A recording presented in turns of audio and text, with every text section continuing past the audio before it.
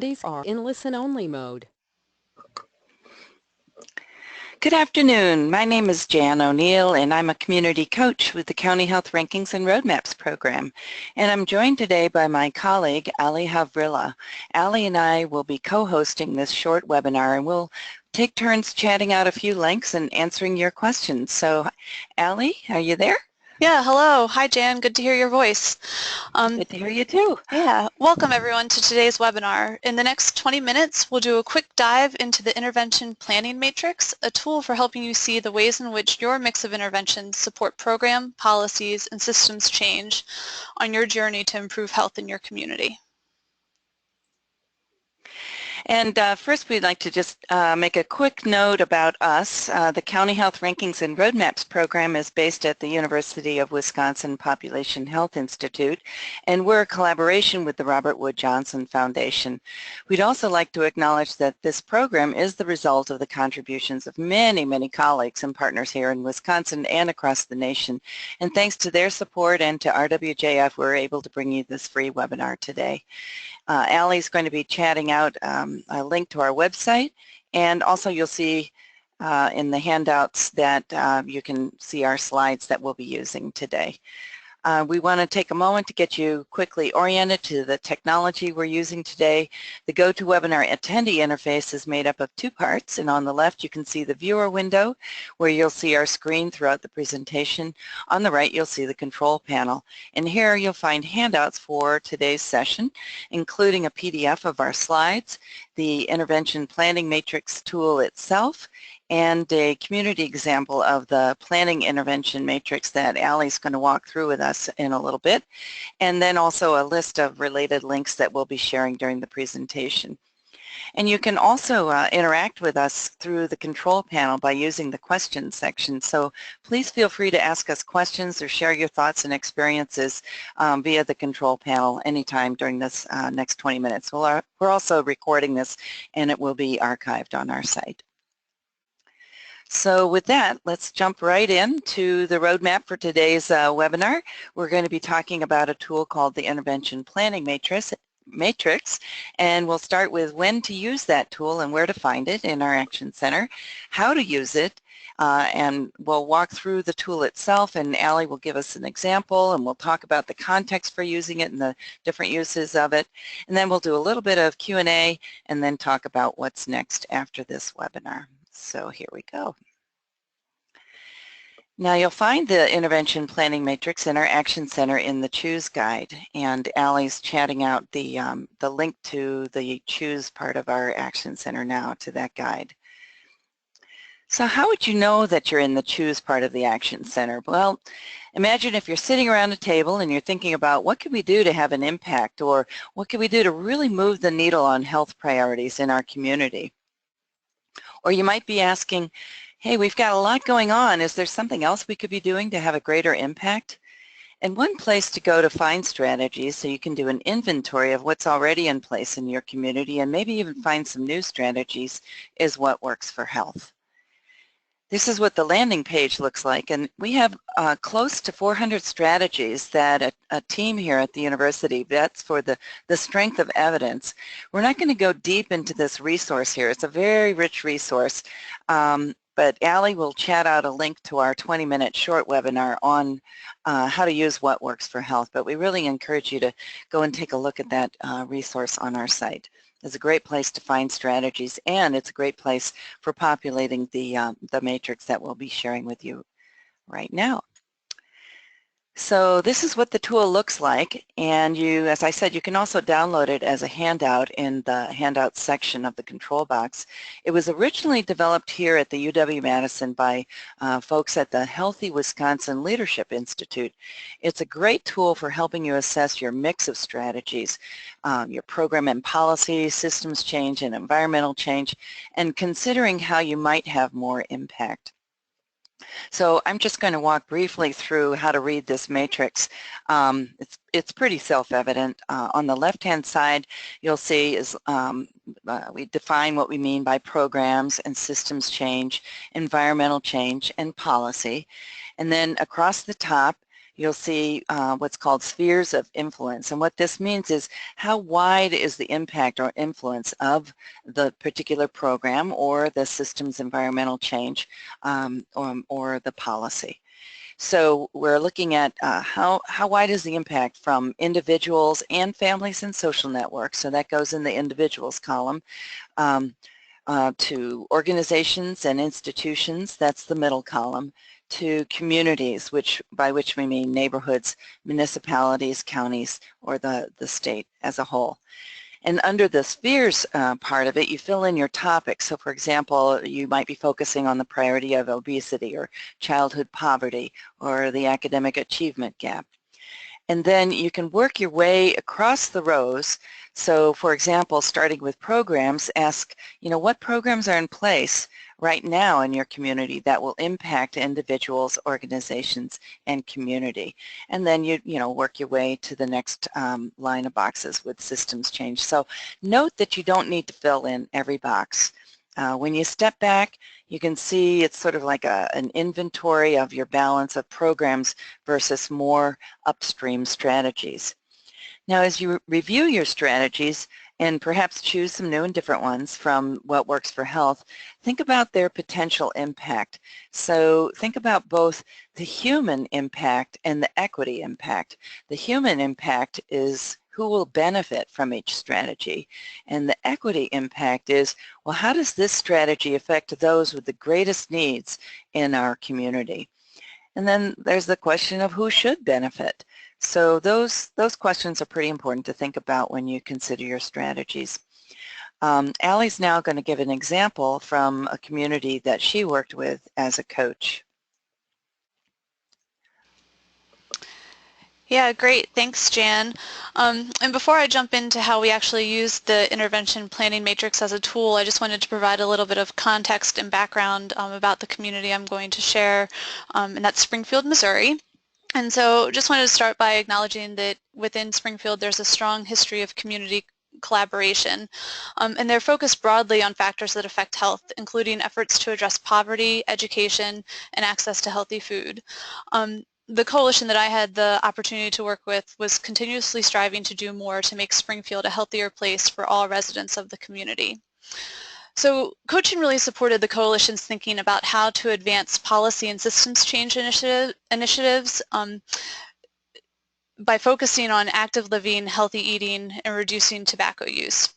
And so as we talked during the initial coaching sessions, the team shared that a lot of their efforts within those three focus areas were programs targeted to help individuals.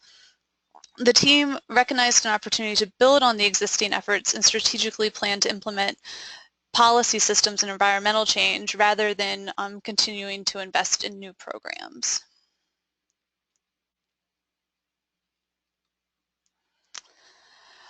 And so for those who like to read words, this slide's going to be a little hard to read, and I would say the focus is not so much on the content, but more to reflect on the use and application of the intervention planning matrix as a tool. And so what you can see is that this tool provides a visual that demonstrates the opportunity to move towards systems change and policy. And so if we think about the top left being individuals programs and then the bottom right moving towards that systems change. So in Springfield, we started by doing a scan of the existing efforts underway and filling out the matrix. And then this was a launching point to consider new opportunities. So then the intervention planning matrix helped us map out a range of approaches to address the focus areas that they had identified. So when we moved to selecting strategies, we were thinking about what could be implemented in the future.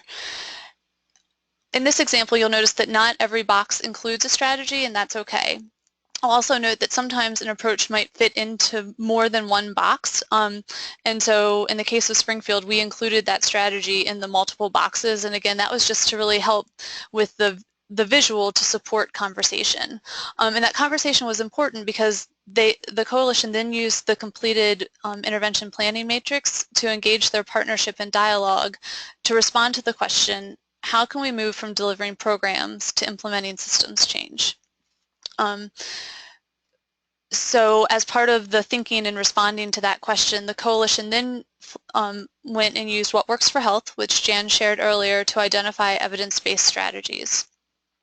So with new partners at the table, the community recognized the opportunity to build on existing momentum and work towards system and policy change. And to this end, the coalition worked with businesses, nonprofits, and schools to advocate for change in their 3 focus areas of healthy eating, active living, and tobacco use. So the intervention planning matrix demonstrates the importance of having a mix of initiatives that encompass programs, policies, system, and environmental change. And let's take a minute and break down why this mix is important.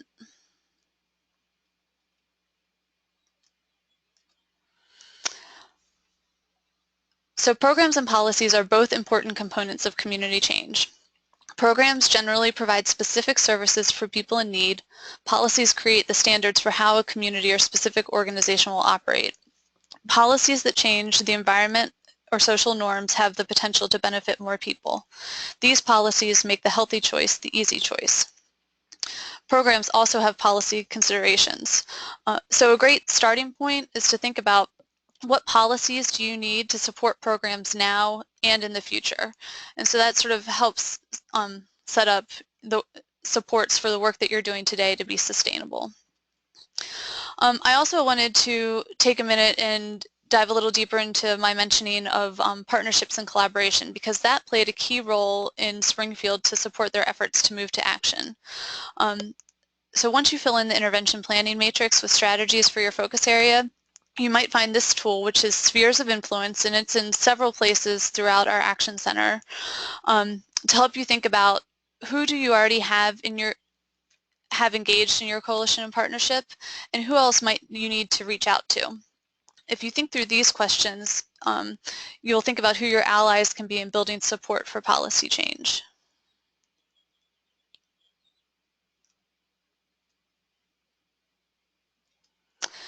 And so, yeah, so I think with that, Jan, we have an opportunity to answer a couple of questions. Great. Well, this was very quick, I know. It always is. We do. It always is. That's the purpose. It's a short webinar, right? Yeah, so great. Do we have any questions? Yeah, how about I kick us off? Here's a great one. How can the intervention planning matrix support efforts for rural, under-resourced communities? Oh, that's a really great one. I have an example of that, actually. We worked with a county out in Idaho a while back called Gem County, and actually there's a story on our website about them. They're just wonderful, and they're quite rural. And one of the things they realized is they really didn't have the resources or the bandwidth to invest in lots of programs, and so they needed to, they started looking at policies and systems changes that they could make to take advantage of the fact that they had limited resources. So the matrix is a great tool for taking a look at that as a rural community and saying, well, gosh, you know, and I work with, we all work with a number of different rural communities. There's so often this sense of, oh my gosh, we've got so much going on and there's all these grants we have to go after, and how do we, you know, how do we keep everything going? It's a great opportunity to just sort of step back and say, are there really maybe some policies or environmental changes that we could put in place that would be more upstream and maybe sort of leverage away from doing quite so many programs? And particularly in a rural community, that could be a really helpful thing to do, but it's good for every community. I've got a question here for you, Allie. Question about how could this tool help our coalition strengthen partnerships? Yeah, that's such a great question. And so in my example, coaching Springfield, this tool was really helpful to serve as that starting point of that initial mapping of existing programs and work underway in the community.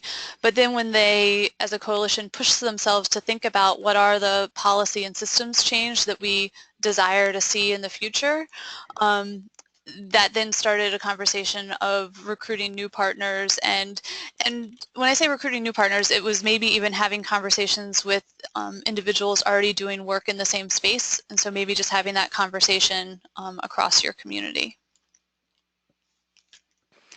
Great, thank you. Another question that came in, Allie, is what do you need to know about a community to determine an ideal mix of programs, policies, and strategies? Ooh, that's a deep one. Yeah. That's a good one.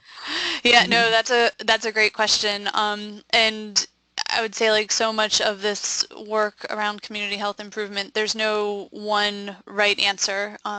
The answer is going to lie in sort of the uniqueness of the community and the approach of the community.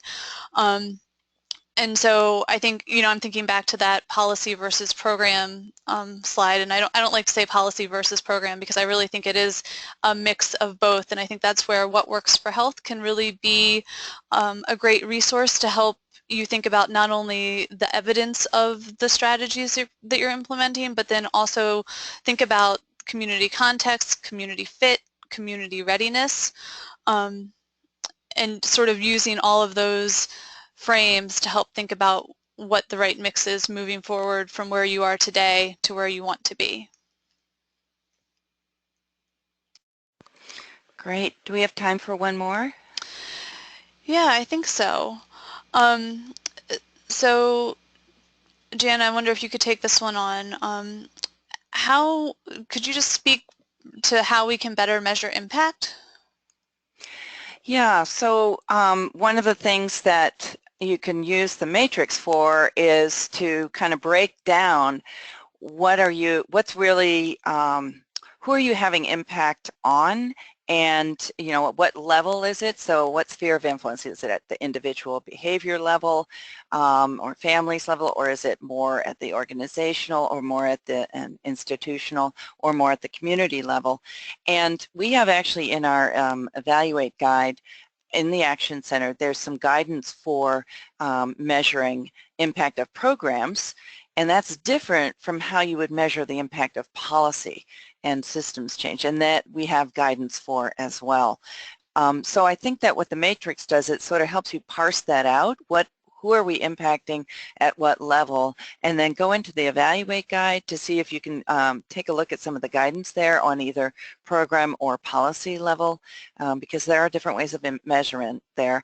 And then Allie's going to chat out also, there's a webinar that we did on evaluating impact effectively and efficiently, and we'd encourage you to take a look at that. So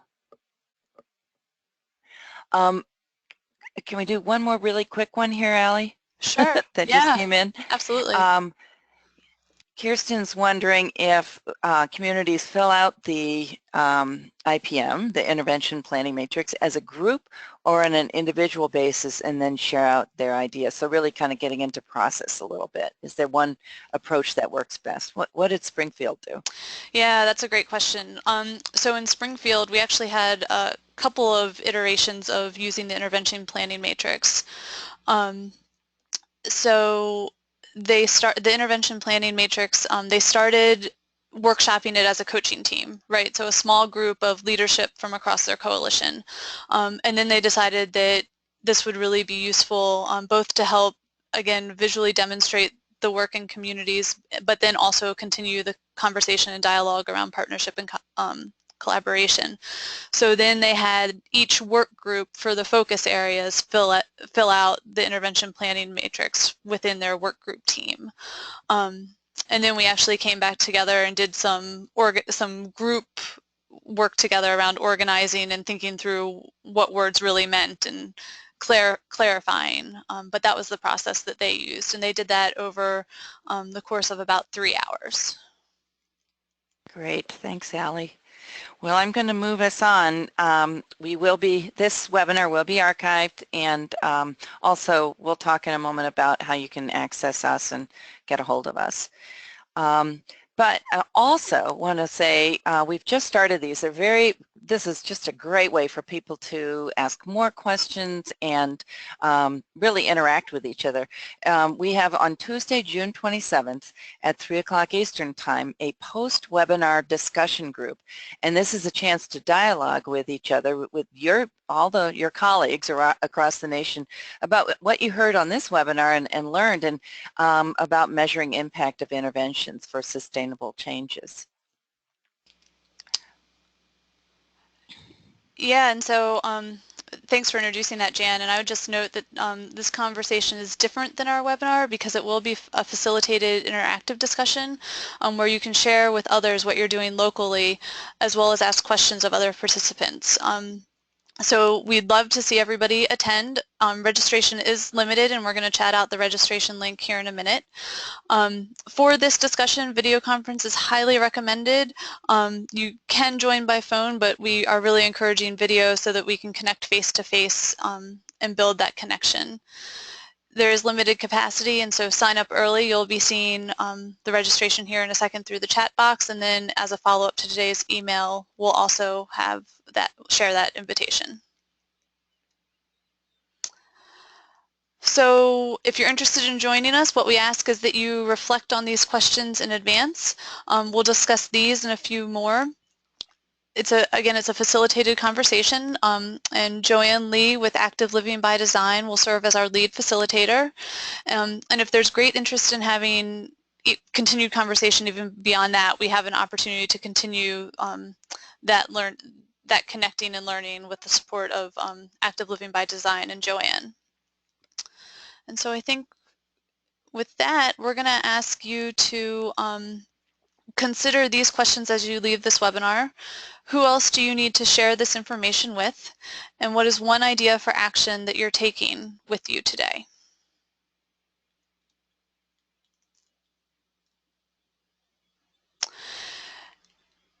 And we always encourage everybody to stay connected with us. We love to hear what's going on in the local communities. So connect with us on Twitter, Facebook, and if you haven't already, be sure you sign up for our e-newsletter.